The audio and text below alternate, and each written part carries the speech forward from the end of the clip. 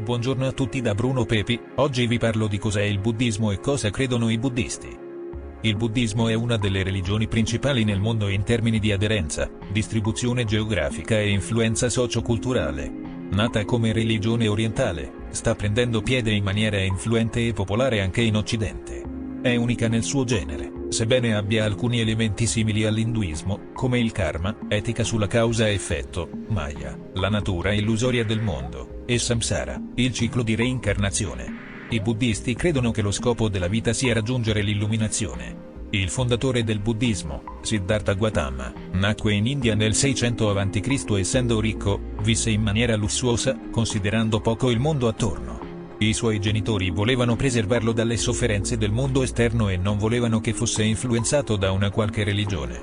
Tuttavia, un giorno ebbe una visione di un cadavere, di un anziano e di un malato. Ebbe una quarta visione di un sacerdote ascetico, sereno perché aveva abbandonato il lusso. Vedendo la serenità del sacerdote, decise di diventare ascetico. Abbandonò la sua vita di benessere e ricercò l'illuminazione attraverso l'austerità ed era solito fare intense meditazioni. Divenne un leader per altri. È culminante un evento nella sua vita. Un giorno, seduto sotto un fico, chiamato l'albero Bodhi, con una ciotola di riso, decise che avrebbe meditato fino al raggiungimento dall'illuminazione, anche fino alla morte, se necessario. Dopo tentazioni e travagli, raggiunse l'illuminazione il mattino seguente. Per questo fu chiamato l'illuminato o il Buddha. Dopo questa consapevolezza, iniziò ad insegnare ai suoi seguaci, tra i quali 5 divennero i suoi primi discepoli. Cosa ha scoperto Gautama? L'illuminazione è una via di mezzo, non si trova nel lusso estremo. Scoprì anche 4 nobili verità. 1. Vivere e soffrire dukkha. 2. Soffrire è causato dal desiderio, tana, o attaccamento. 3. La sofferenza può finire quando si eliminano le passioni a cui si è attaccati. 4. E questo può essere raggiunto percorrendo un nobile sentiero. Il nobile sentiero consiste nell'avere 1. Una giusta visione. 2. Una giusta intenzione. 3. Un buon dialogo. 4. Giuste azioni. 5. Essere un sacerdote. 6. Impegno verso le giuste cose. 7. Meditazione. 8. Concentrazione. Focus. Gli insegnamenti di Buddha sono raccolti nella Tripitaka, o i 3 cesti. In comune con l'induismo vi sono la reincarnazione, il karma, maya e la tendenza a comprendere la realtà con un orientamento panteistico. Il buddismo offre anche un'elaborata teologia di divinità. Come l'induismo, il buddismo ha visioni particolari sull'idea di divinità. Alcuni buddisti sono atei, altri panteisti, altri teistici. Il buddismo classico non si esprime sulla figura divina ed è perciò ateo. Il buddismo odierno è diverso. Può essere diviso in 2 gruppi: Theravada, piccolo vaso, e Mahayana, grande vaso. Theravada è una forma monastica che riserva l'illuminazione solo per i sacerdoti, mentre per l'altro gruppo essa può essere raggiunta anche dai laici. All'interno di questi gruppi vi sono poi altre categorie come Tendai, Zen, Ryobu, Shingon, Nichiren ed altre. Il Buddha non si considerava una divinità, piuttosto una persona necessaria per mostrare questa via agli altri. Dopo la sua morte alcuni lo elevarono a divinità, nonostante non tutti i suoi seguaci lo consideravano tali. Nella Bibbia è però scritto chiaramente che Gesù è figlio di Dio, Matteo 3,17, ed una voce del cielo disse: "Questo è mio figlio, colui che amo, in lui son compiaciuto", e che lui e Dio sono uno, Giovanni 10,30. Non ci si può definire cristiani se non si dichiara e non si riconosce che Gesù è Dio.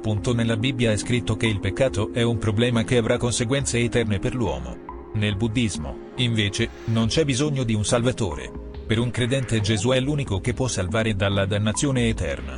Per il buddista vi è solo una visione che comprende una vita eticamente corretta e una centralità della meditazione che porta all'illuminazione e poi al nirvana. Per raggiungere ciò sono necessarie molte reincarnazioni per pagare il proprio debito con il karma. È una religione di filosofia morale ed etica, che comprende una vita di rinunce. La realtà è impersonale e non vi è amore. Dio è visto come un'illusione e il peccato come un errore non morale. In questo modo persino la nostra personalità diventa un'illusione. Non considerano la creazione, perché per loro non vi è né inizio, né fine.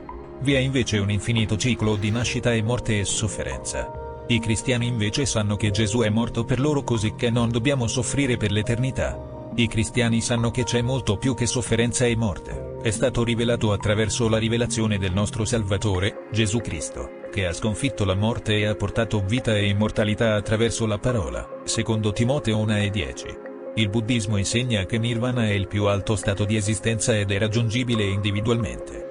Nirvana non ha una spiegazione logica o razionale, non può essere insegnato, ma solo realizzato. Al contrario, gli insegnamenti di Gesù sul paradiso sono chiari. Ci ha insegnato che i nostri corpi fisici moriranno, ma le nostre anime saranno con Lui, in cielo, Marco 12:25. Il Buddha ha insegnato che non abbiamo anime individuali, esse sono solo illusioni.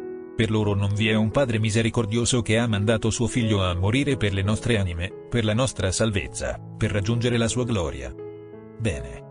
Grazie a tutti per avermi seguito, tante benedizioni, e spero che il video vi sia piaciuto e di essere stato abbastanza chiaro. Se avete domande o suggerimenti scrivetemi, e anche sulla mia pagina Facebook di Chiesa Cristiana Evangelica d'Italia. Iscrivetevi anche sul mio canale YouTube, mi trovate col mio nome Bruno Pepi, oppure nel nuovo canale dei Salmi, oppure sul canale La Bibbia Antico e Nuovo Testamento, dove potrete trovare tutti i video precedenti sia nella serie del Vecchio Testamento che del Nuovo Testamento con i vari personaggi biblici. Bene, iscrivetevi e mettete like, arrivederci da Bruno Pepi al prossimo video.